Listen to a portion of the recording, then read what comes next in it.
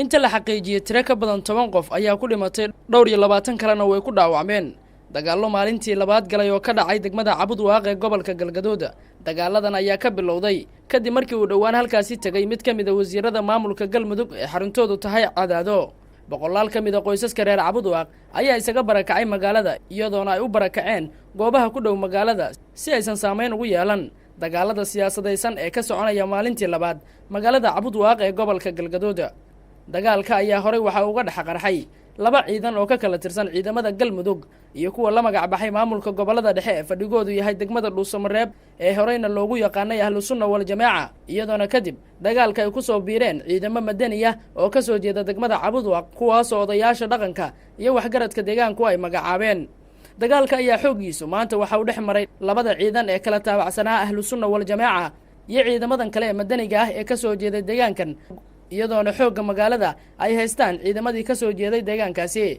Ahlus Sunna wal Jamaaca ciidamadooda iyo waliba kuwa kale ee Galmudug ka tirsanaa iyaguna qaybta ka ah dagaalkan ayaa gurmadyo kala duwan ay uga imanayeen degmooyinka Cadaado iyo Dhuusamareeb iyadoona xiisadan dagaal aysan ilaa hadda ka hadlin dawladda federaalka ah ee Soomaaliya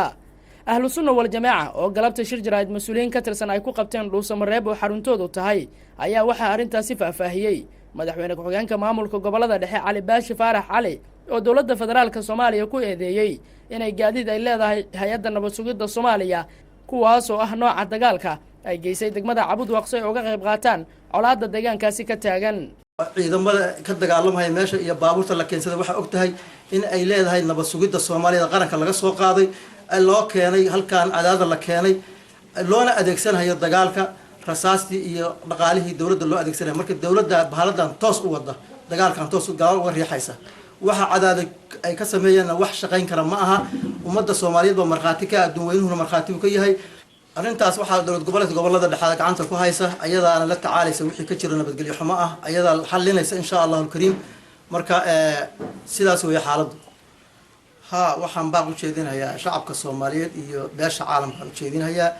inay dib u eegaan oo kaalmayso beesha caalamka oo security-ga iyo dhaqaalaha gacanta ku haysa dawladda federaalka ah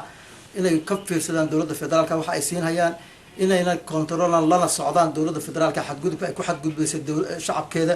ay ku burburinayso hubkii shacab loo siiyay al-shabaab inay kula dagaalanto iyo dhaqaalihii loo siiyay inay ku soo jeedisay shacabka bari ah ee kuwa la dagaalamaya al-shabaab inay dhabarka ka saartay inaan ogeysiinaan rabnaa beesha caalamka arrintaas ay ka fogjignaadaan waxa ay soo marinayaan iyo barnaamijyada ay ku taakulayaan dawladda ay ka fogjignaadaan si dhabana ay u fiiriyaan ee qoto dheer arrintaas ay u fiiriyaan degmada Cabudwaaq ee gobolka Galgaduud ayaa muddooyinkii ugu dambeeyay waxa ku hardamayay kooxo kala duwan kuwaas oo u kala hardamaya gacan ku haynta magaalada iyadoona inta badan ay arrimahan ku lug leeyihiin dana siyaasadeed oo ay ka kala leeyihiin maamullo kala duwan oo laga kala dhisay gobolada dhexe ee dalka Soomaaliya Yuusuf Cabdishire